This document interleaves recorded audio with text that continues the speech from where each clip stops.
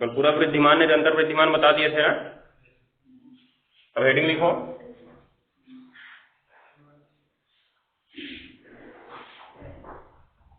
ह्रासमान तथा, पहले ह्रासमान ही पढ़ लिया जाए अकेले, तब निरंतर ह्रासमान पढ़े। हाँ लिखो, ह्रासमान फलन लिखो, फिर से एक बार नीचे लिखना ही पड़ेगा। ह्रासमान फलन डिक्रीजिंग फंक्शन, डिक्रीजिंग फंक्शन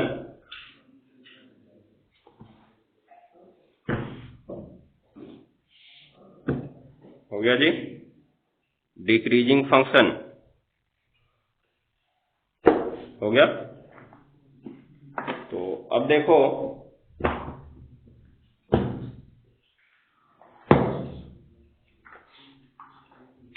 अभी कल हमने वृद्धिमान में क्या पढ़ा था? वृद्धिमान में हमने पढ़ा ये x अक्ष था और ये y अक्ष था, और फलन हमारे पास क्या था जी? y बराबर f। जब हम x के मान को बढ़ाते जा रहे थे तो y की वैल्यू इस तरह से बढ़ती जा रही थी, कुछ समय तक स्थिर रही थी, फिर आगे बढ़ती गई थी।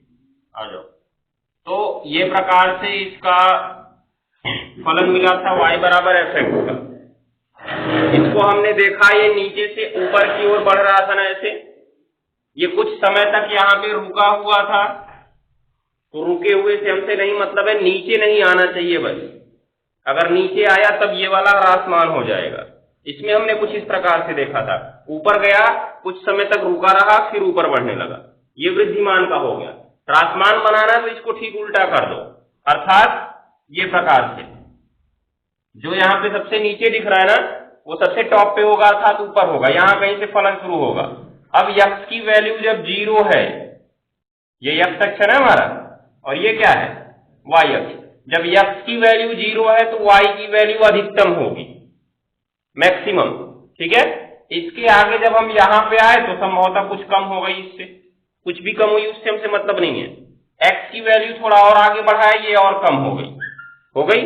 x की वैल्यू थोड़ा और आगे बढ़ाए, हो सकता है न घटी हो, वहीं पे रुक गई हो सकता है ऐसा। जब तुमने कक्षा 11 में ऋजुरेखीगत पढ़ा होगा, फिजिक्स में ऋजुरेखीगत पढ़े हो ना, तो उसपे तुमने पढ़ा जब कोई वस्तु चलती है और कुछ समय बाद यदि उसका त्वरण शून्य कर दिया जाए तो समय बढ़ने के साथ उसके वेग में कोई परिवर्तन नहीं आता है, क्योंकि पहला समीकरण गति का हमारा होता है v बराबर u प्लस at।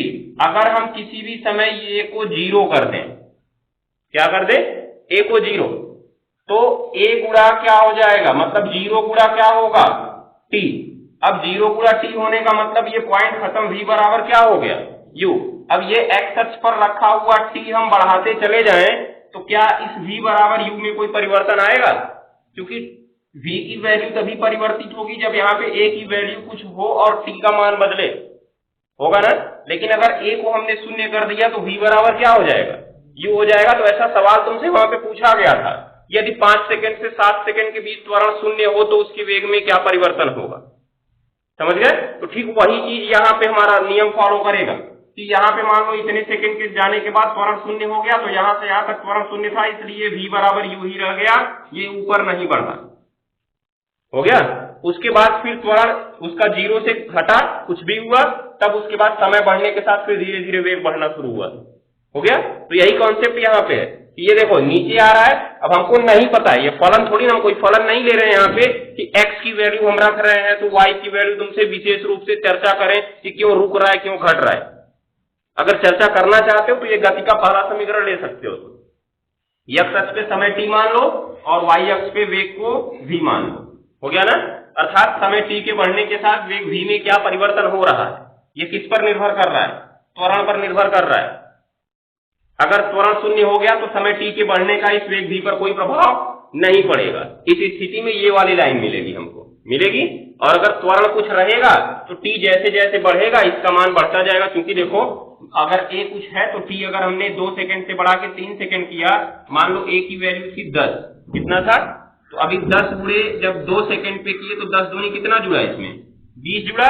3 सेकंड कर दिए तो 10 तिहाई 30 जुड़ेगा तो धीरे धीरे v बढ़ता जा रहा है ना ऊपर, तो v बढ़ता जाएगा अर्थात ये रेखा ऊपर चलती जाएगी। लेकिन किसी भी समय अगर हमने a को शून्य कर दिया तब क्या होगा, तो वेग वहीं पे रुक जाएगा, v बराबर केवल u हो जाएगा, होगा। ये चीज को ध्यान में रखना है। तो अब ऐसे ही इसमें हो रहा है कि जब हमारा x की वैल्यू एकदम कम था तो इसका मान अधिकतम था, ह्रासमान बनाना ना, इसको हमको नीचे ले आना पड़ेगा। इसी प्रकार से जब एक पे बढ़े थोड़ा सा नीचे आया, इस पे बढ़े थोड़ा और नीचे आया, इस पे बढ़े नीचे हमने कहा नहीं आया, उसी पे रुक गया, ठीक इसी तरह हो गया ना। थोड़ा और आगे बढ़े तब भी हमको दिखा स्थिर ही था, और आगे बढ़े तब नीचे आना शुरू किया, और आगे बढ़े तब नीचे आना शुरू किया, हो गया। अर्थात जब इसको मिलाएंगे तो हमको एक ऐसी रेखा मिलेगी, दिख रहा है, ये ऐसे नीचे चलती जाएगी। इसका मतलब जब हम x के मान को बढ़ा रहे हैं तो ये ऊपर कौन सा मान है, y का मान है ना, तो y का मान नीचे आ रहा है, देख रहे हो, क्योंकि तीर नीचे की ओर दिखाए हैं। जब x आगे बढ़ रहा है तो y नीचे आ रहा है, तो y का मान घट रहा है कि बढ़ रहा है, घट रहा है ना। इसका मतलब x के मान को बढ़ाने पर y का मान क्या हो रहा है, घट रहा है। इसलिए यह कैसा फंक्शन है, ह्रासमान फंक्शन है, डिक्रीजिंग फंक्शन है, हो गया।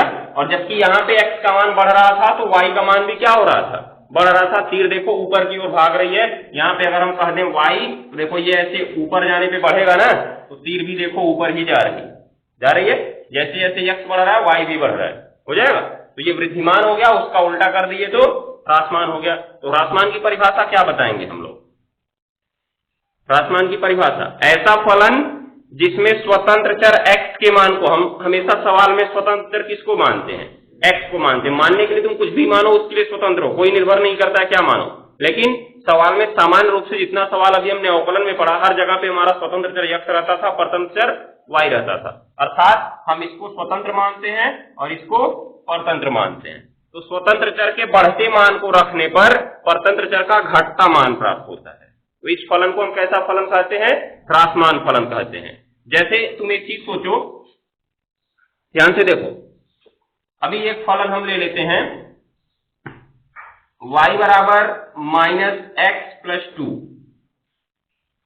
देख रहे हो, y बराबर -x+2। तो अभी क्या हुआ, जब हमने x की वैल्यू 1 रखी या सबसे पहले 0 कहने रखी तो 0+2 हो गया, अर्थात कितना आया y का मान 2। जब हम x की वैल्यू 1 रखते हैं, अर्थात पहले x बराबर क्या रखे थे 0, तो x का बढ़ता हुआ मान रखना है ना हमें, फिर x बराबर क्या रखो 1 रखो, तो यहाँ पे -1+2 अर्थात क्या हो जाएगा 1 हो जाएगा। x बराबर 2 रखो तो क्या हो जाएगा -2+2, यहीं पे रखना है इसी वाले में, -2+2 अर्थात क्या हो गया 0। जब x बराबर क्या रखे 3, तो यहाँ पे क्या हो जाएगा -3+2 अर्थात अब क्या आ जाएगा -1। तो देखो हम तो x का बढ़ता मान रख रहे हैं ना, दिख रहा है।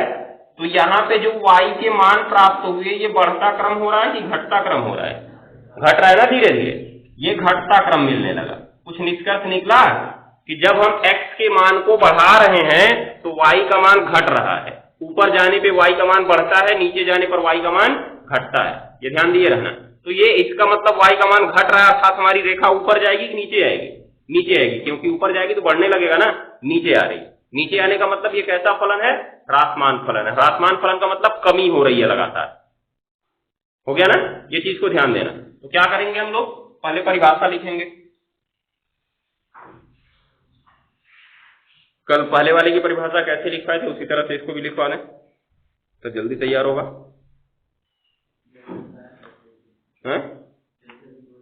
तो बोलो तो पहले एक बार।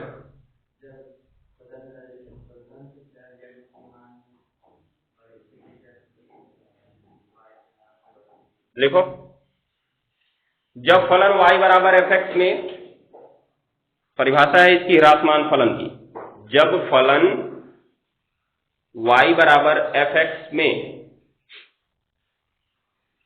जब फलन y बराबर fx में, जब फलन y बराबर fx में चर पद, एक मिनट, स्वतंत्र चर देखना, fx में स्वतंत्र चर, चर पद काट दो, स्वतंत्र चर x के बढ़ते मानों को रखने पर स्वतंत्र चर x के बढ़ते मानों को रखने पर स्वतंत्र चर x के बढ़ते मानों को रखने पर हो गया परतंत्र चर y, परतंत्र चर y या fx, परतंत्र चर y या fx का घटता क्रम प्राप्त होता है, का घटता क्रम प्राप्त होता है, घटता क्रम प्राप्त होता है तो फलन ह्रासमान फलन कहलाता है, तो फलन ह्रासमान फलन कहलाता है।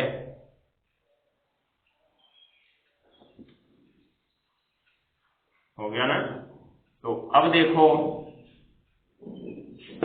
कहा गया कि जब हम स्वतंत्र चर का बढ़ता हुआ मान रखेंगे तब इस परतंत्र चर का हमें घटता हुआ मान मिलेगा।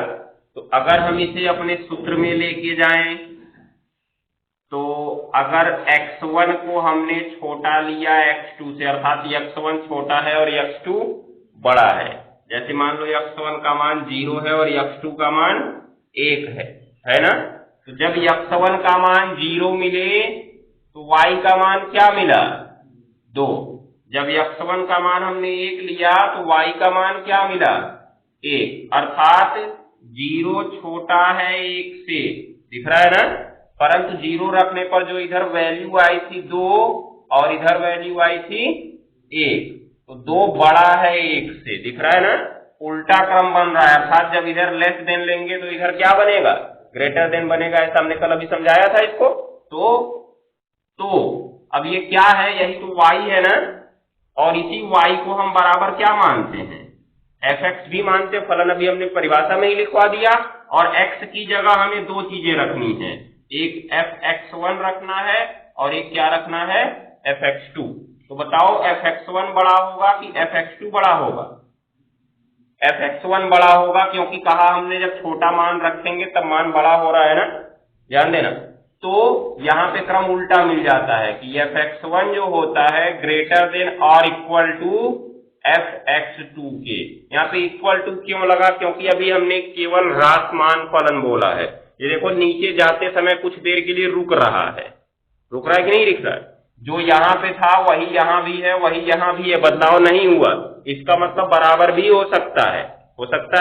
उसके बाद देखो ये नीचे आ रहा है, नीचे आने का मतलब घट रहा है, तो घट भी सकता है, हो जाएगा। अर्थात बड़ा है या बराबर है, दोनों हो सकता है। फॉर ऑल कहां से लिए जाएंगे ये सब? x1, x2 बिलोंग करेंगे, अर्थात एप्सिलॉन, जो हमने बड़ा अंतराल अभी बोला नहीं है, अभी बोलेंगे a, b में। बड़ा अंतराल लेते हैं ह्रासमान या वृद्धिमान दिखाने के लिए, अभी निरंतर दिखाएंगे तो यही कौन सा अंतराल लेंगे? छोटा, अर्थात खुला अंतराल लेंगे। उसके बाद देखो दूसरा नंबर, इसका उल्टा किया जाए। अगर x1 को बड़ा कर दिया जाए x2 से तो ये फिर उल्टा हो जाएगा, उल्टा क्रम होगा ना यहाँ पे।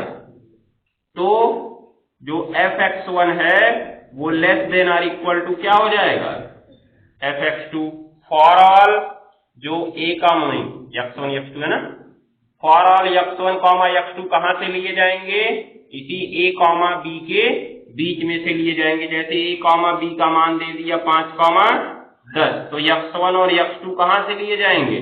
5 और 10 के बीच में से ही लिए जाएंगे, उसके बाहर नहीं लेना। जैसे x1 का मान 6 ले सकते हैं तो x2 का मान 7 ले सकते हैं। ऐसा नहीं कर सकते कि x1 का मान 4 ले लें या x2 का मान 10 के बाद 11 ले लें, ऐसा नहीं कर सकते, इसके बीच में से ही लेना। इसलिए यहाँ पे लिख दिया गया for all x1, x2 belong to a, b। तो उसके नीचे लिख लो कोई फलन y बराबर fx, कोई फलन y बराबर fx, कोई फलन y बराबर fx, हो गया। कोई फलन y बराबर एफ एक्स बंद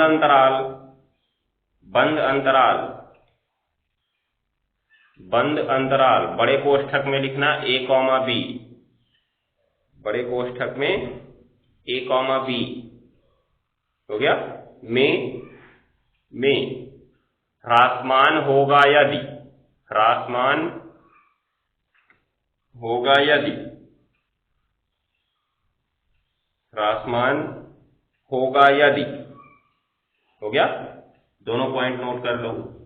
ये केवल हमने कहा था एक सूत्र के लिए, तुम इसको याद रखो जो तुमसे 1 नंबर में सवाल पूछा जा सकता है। बाकी इसका सवाल तो हम अवकलन के अनुप्रयोग से ही लगाएंगे, समझ गए।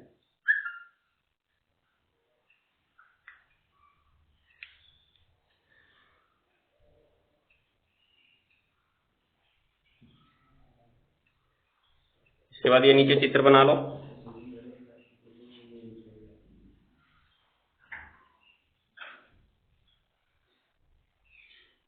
ह्रासमान फलन आरेख ये नीचे आएगा, कुछ समय तक रुक भी सकता है, उसके बाद फिर नीचे आएगा, लेकिन कभी ऊपर नहीं जाएगा, ध्यान दिए रहना।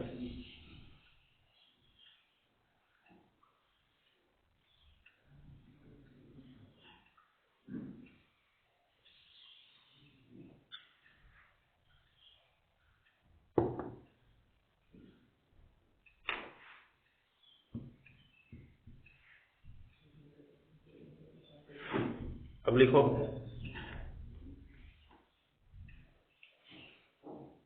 ये तो वृद्धिमान हो गया।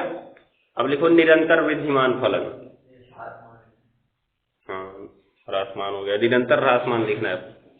अगली हेडिंग निरंतर ह्रासमान फलन, निरंतर ह्रासमान फलन।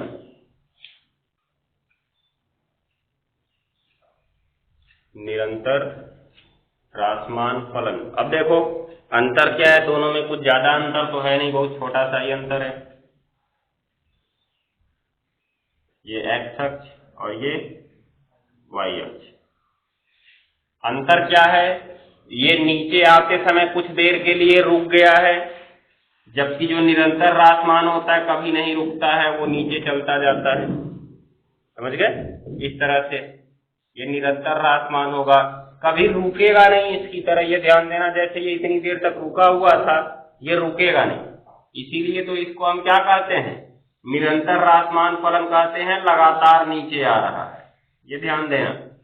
लिख लो, इसे बना लो, अभी बनाओगे कहेंगे, परिभाषा लिखो। जब फलन y बराबर एफ एक्स में,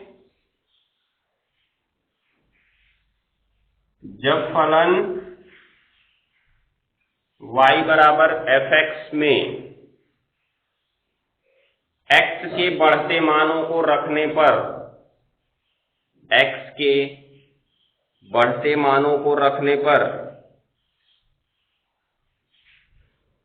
x के बढ़ते मानों को रखने पर, x के बढ़ते मानों को रखने पर, हो गया, परतंत्र चर y, परतंत्र चर y या एफ एक्स के मान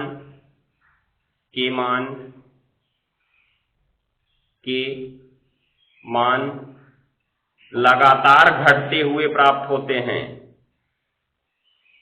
परतंत्र चर y या एफ एक्स के मान लगातार घटते हुए प्राप्त होते हैं, लगातार घटते हुए प्राप्त होते हैं, हो गया, निरंतर ह्रासमान फलन कहलाता है। निरंतर ह्रासमान फलन कहलाता है। लगातार घटेगा मतलब कहीं रुकेगा नहीं, ध्यान दिए रहना।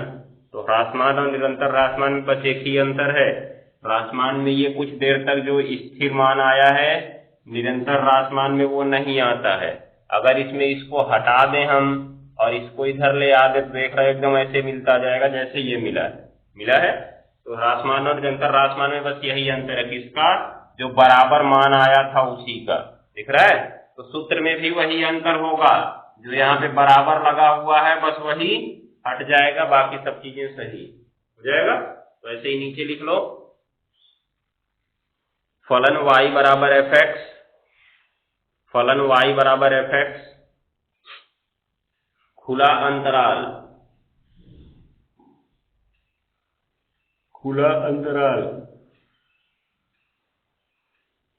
छोटे कोष्ठक में लिखना a कॉमा b, छोटे कोष्ठक में a कॉमा b हो गया, में निरंतर ह्रासमान होगा यदि, निरंतर ह्रासमान होगा यदि, निरंतर ह्रासमान होगा यदि, निरंतर ह्रासमान होगा यदि, ये दोनों पॉइंट लिख लो, फटाक से लिखो तब आगे बढ़े। अब नीचे लिखेंगे हम लोग। अब देखो यहां से जो फॉर्मूला बना, हमने कहा बस फॉर्मूला इसका याद रखो, इसके आधार पे हम सवाल नहीं लगाएंगे। बस फॉर्मूला तुम्हें याद रखना है कि जब x1 is less than x2 रखते हैं तो fx1 is greater than fx2 मिलता है, x1 is greater than x2 रखते हैं तो fx1 is less than fx2 मिलता है। ये तुमसे कभी कभी सवाल पूछा जा सकता है कि यदि किसी फलन y बराबर fx में या किसी ह्रासमान फलन y बराबर fx में यदि x1 is less than x2 तो फलन के मान में क्या संबंध होगा। बहुविकल्पी सवाल शुरुआत में 5 होते हैं ना, तो कुछ इस तरह के सवाल आ सकते हैं उसमें, इसीलिए सूत्र याद रखना इसको। बस सवाल तो हम लोग अवकलन के अनुप्रयोग से लगाएंगे क्योंकि चैप्टर है अवकलन का अनुप्रयोग, ठीक है। तो अब हेडिंग लिखो नीचे, अवकलन के अनुप्रयोग से, अवकलन के अनुप्रयोग से,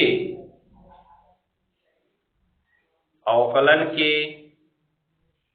अनुप्रयोग से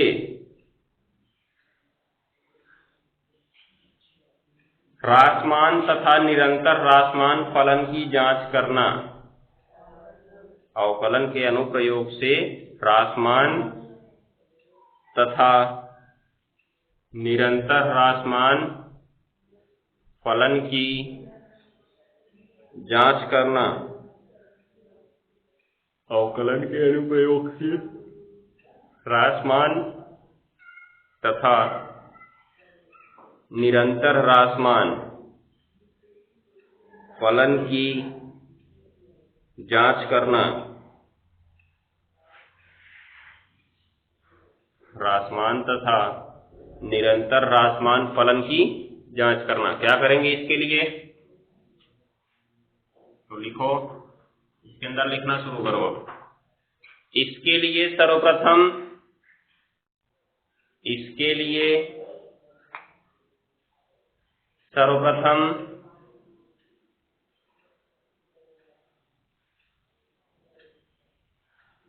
हो गया, दिए गए फलन y बराबर एफ एक्स, दिए गए फलन y बराबर एफ एक्स,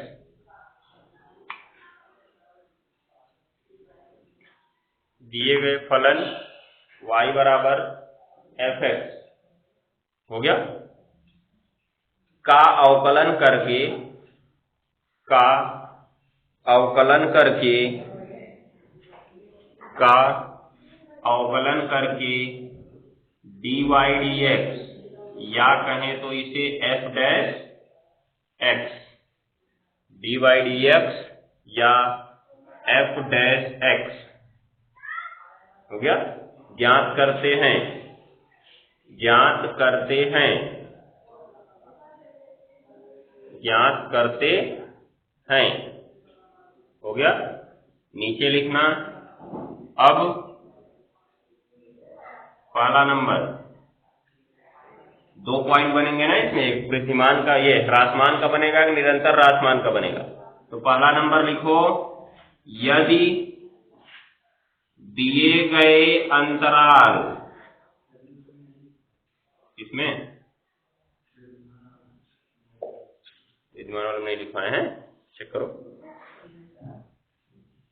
चलो देखो, पहला नंबर, यदि दिए गए अंतराल a, b, बड़ा क्वेश्चन लगा रहे हैं क्योंकि अभी ह्रासमान की जांच करेंगे, में यदि dy dx या f डैश x का मान सदैव शून्य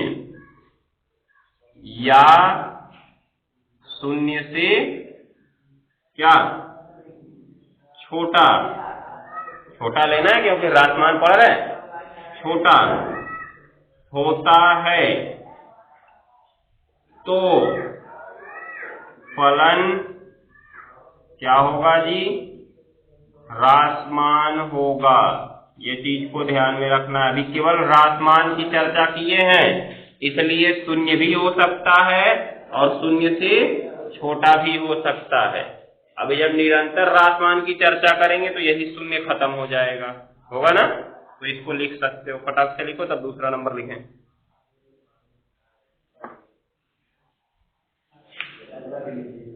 ऐसे ही दूसरा नंबर लिखो, यदि दिए गए अंतराल, अब देखो बंद अंतराल से यहाँ खुला अंतराल बना देना जब हम निरंतर ह्रासमान की चर्चा करेंगे।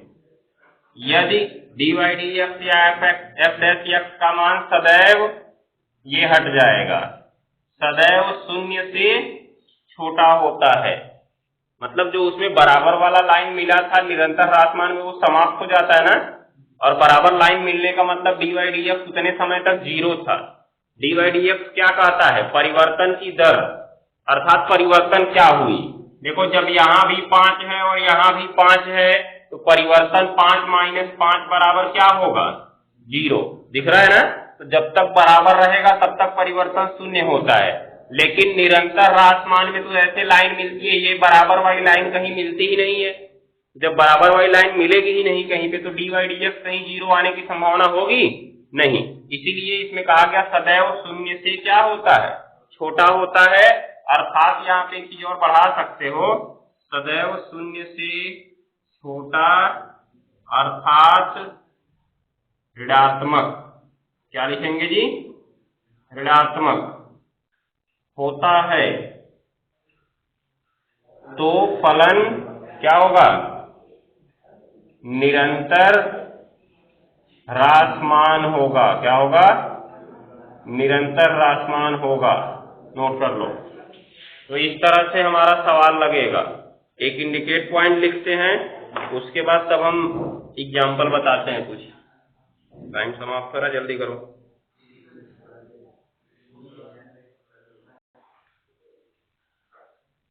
अभी अभ्यास में तुमको कुछ इस प्रकार के भी सवाल मिलेंगे।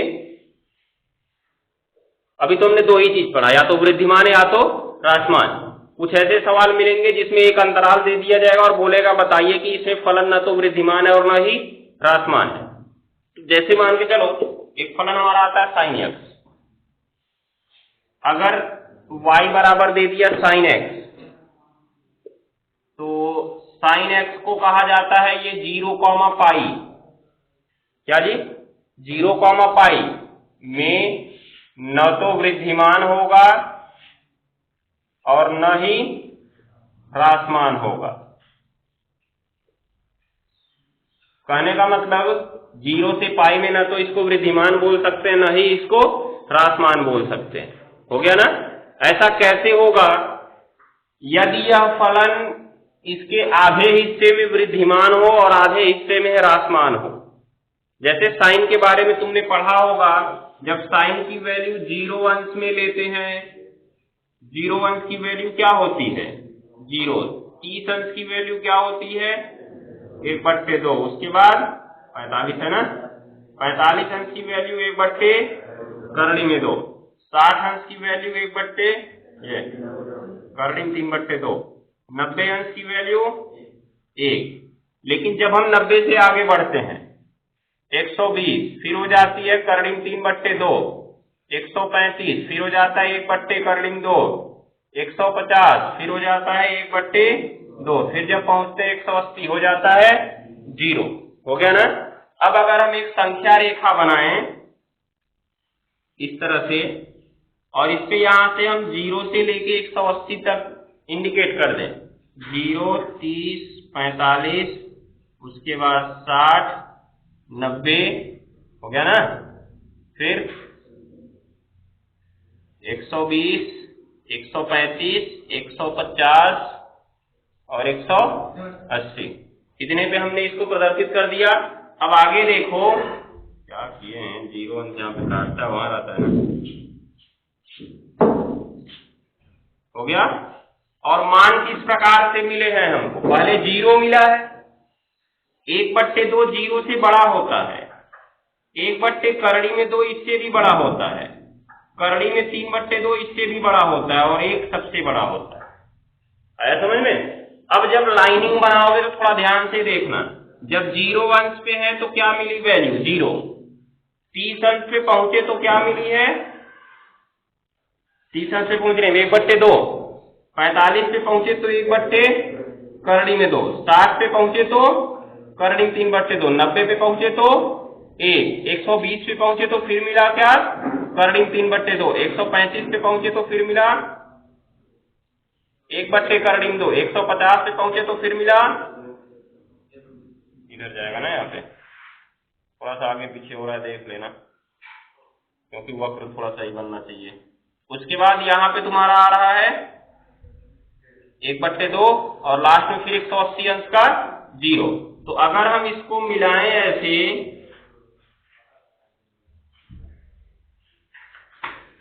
देख रहे हो, ये इस प्रकार से मिल रहा है।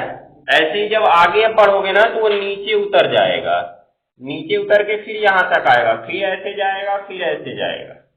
ये हमारा साइन फलन का आरेख होता है, वक्राकार, जितना ऊपर जाएगा फिर उतना ही नीचे आएगा। समझ में आया कि नहीं आया। अब सोचो, हमने चर्चा की है 0 से 180 अंश की, किसकी चर्चा की है हम लोग, 0 से 180 अंश। तो यहाँ पे 0 है और यहाँ पे 180 है, 0 से 180 अंश, पाई का मतलब 180 अंश ही होता है। 0 से 180 अंश के बीच कहा गया न तो वृद्धिमान है न ही ह्रासमान है।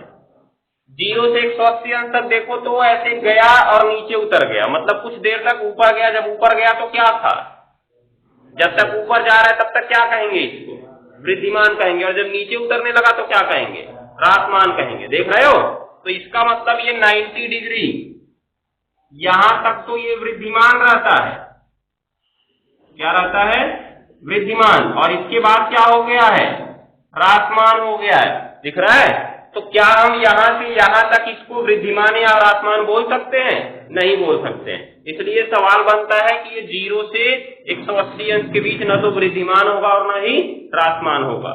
तो अगर यहाँ पे हमको दिखाना है कि दिखाइए कि y बराबर साइन x 0 से 180 अंश में न तो वृद्धिमान है न ही क्या है, ह्रासमान है, तो हमें क्या करना होगा, 90 डिग्री एक ऐसा पॉइंट बन रहा है जहां से ये नीचे उतरना शुरू कर रहा है, तो हम इसको 2 खंडों में बांट देंगे।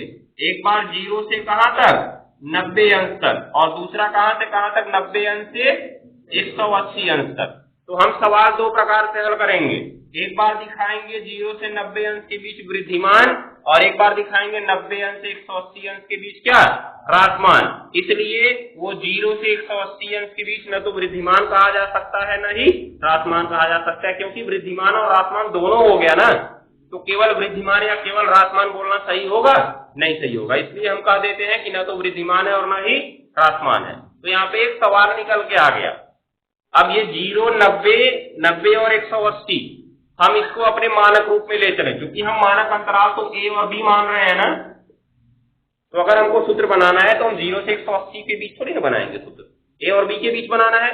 तो अब अगर हमसे सवाल पूछा गया कि कोई फलन a, b के बीच न तो वृद्धिमान है न ही ह्रासमान है, ऐसा कैसे सिद्ध करोगे। इसके लिए a और b के बीच हमको एक पॉइंट लेना पड़ेगा। a और b के बीच हमको क्या लेना पड़ेगा, एक पॉइंट लेना पड़ेगा। मान लो हमने वो पॉइंट इनके बीच में क्या ले लिया, c ले लिया। क्या ले लिया, c। तो क्या हो गया, a, c, और दूसरा क्या बन गया, c, b।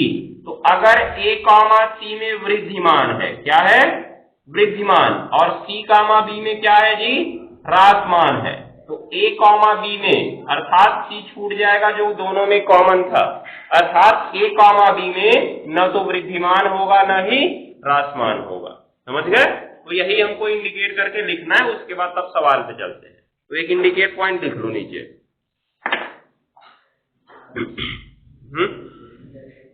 एक इंडिकेट पॉइंट लिखो।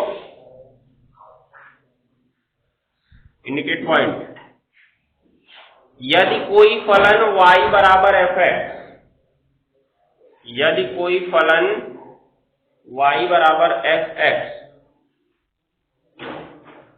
यदि कोई फलन y बराबर fx a comma c, a comma c, a comma c में, a कॉमा c में हो गया वृद्धिमान है, वृद्धिमान है, वृद्धिमान है, और c कॉमा b में, और c कॉमा b में, और c कॉमा b में ह्रासमान है, ह्रासमान है, तो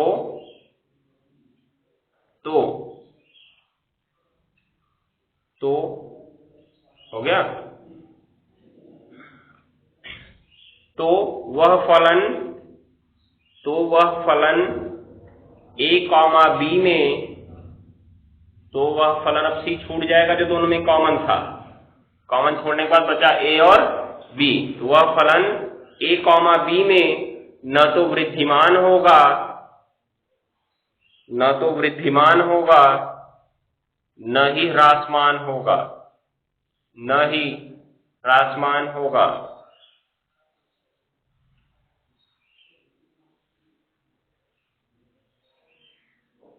हो गया ना? ये चीज को ध्यान में रखना।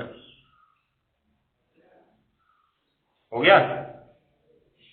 जहां लिख लेना आगे, जहां जहां ऐसे लिख लेना, C belongs to A comma B, C belongs to A comma B, अर्थात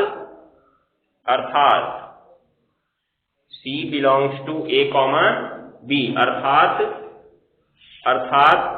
C A और B के बीच में होगा, अर्थात C A और C के बाद कॉमा लगा देना, उसके बाद लिखना A और B के बीच में होगा। ठीक है? ये मत करना कि पता चला तुमको, यहां से हमने दिखाने कहा कि A C में वृद्धिमान है, C और B में ह्रासमान है, तो C ले लो 180 अंश के बाद। अरे 0 से 180 के बीच हमको दिखाना था ना तो वृद्धिमान ना ही ह्रासमान।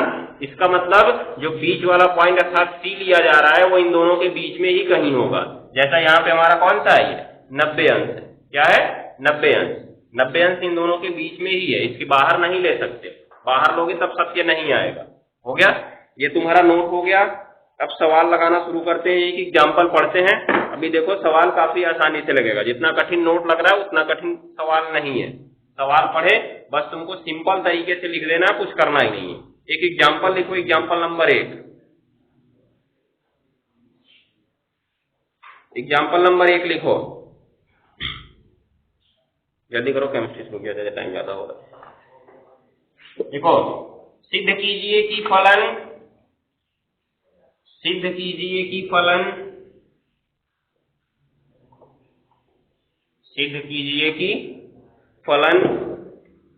fx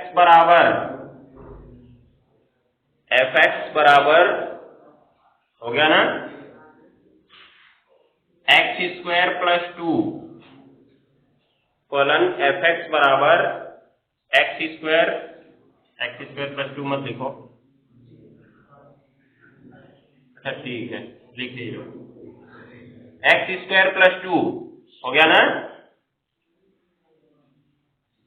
for all x belongs n, for all x belong n माने तो यहां पे प्राकृतिक संख्या, क्या जी? प्राकृतिक संख्या।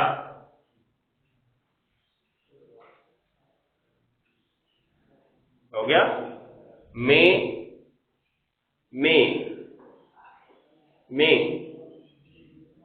निरंतर वृद्धिमान फलन है, में निरंतर वृद्धिमान फलन है, निरंतर वृद्धिमान फलन है, निरंतर वृद्धिमान फलन है। अब देखो, हमने कहा हम सवाल अवकलन के अनुप्रयोग से लगाएंगे, समझ गए? तो अवकलन के अनुप्रयोग से लगाने के लिए दिए गए फलन का सबसे पहले अवकलन करना पड़ेगा। तो सर्वप्रथम क्योंकि लिख दो fx बराबर क्या है, x² + 2 न, तुरंत लिखो इसका x के सापेक्ष क्या अवकलन। तो जब x के सापेक्ष अवकलन करोगे तो इसको लिख सकते हो, आ जाओ, ddx ऑफ fx और ddx ऑफ x², ध्यान देना प्लस में है तो दोनों पे अलग अलग ddx लग जाएगा, और ddx ऑफ किसका, 2 का, हो गया ना।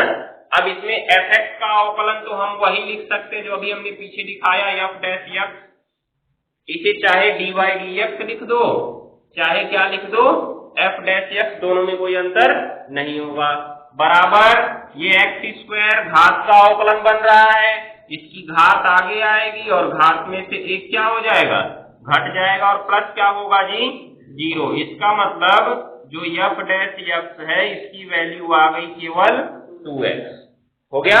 अब तुम्हें कुछ नहीं करना है, जांच करके बताना था कि निरंतर वृद्धिमान दिखाना है। क्या दिखाना जी, निरंतर वृद्धिमान, हो गया ना।